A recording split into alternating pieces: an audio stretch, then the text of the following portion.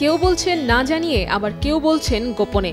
হঠাৎই বিয়ের খবর প্রকাশ্যে এনে সবাইকে এভাবেই চমকে দিলেন আলোচিত অভিনেত্রী শবনম ফারিয়া। শুক্রবার বাদ আসর দুই পরিবারের ঘনিষ্ঠজনদের উপস্থিতিতে তার বিয়ের আনুষ্ঠানিকতা সম্পন্ন হয়।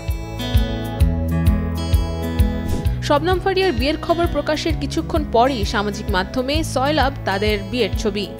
জানা গেছে পাত্রের নাম তানজিম তৈয়ব। তিনি রাজশাহীর ছেলে। অস্ট্রেলিয়ার ইউনিভার্সিটি অফ সাউথ ওয়েলস থেকে ফাইন্যান্সিয়াল ইঞ্জিনিয়ারিংয়ে স্নাতকোত্তর সম্পন্ন করেছেন। পদ্মা সেতু, মেট্রো রেল এবং এলিভেটেড এক্সপ্রেসওয়ে নির্মাণের গর্বিত অংশীদার বসুন্ধরা সিমেন্ট। বর্তমানে তিনি বাংলাদেশের একটি শীর্ষস্থানীয় বেসরকারি ব্যাংকে অ্যাসিস্ট্যান্ট ভাইস প্রেসিডেন্ট হিসেবে কর্মরত।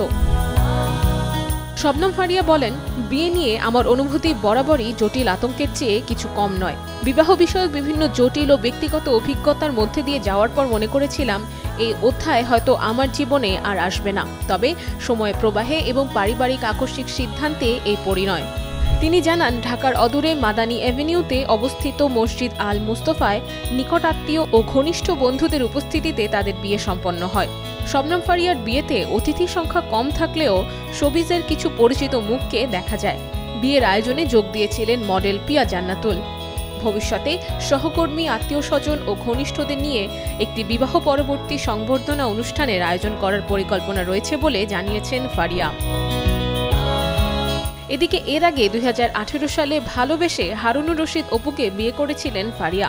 বিয়ের ঠিক 1 বছর 9 মাসের মধ্যেই তাদের বিচ্ছেদ ঘটে। Nusrat Ananya, Daily Sun.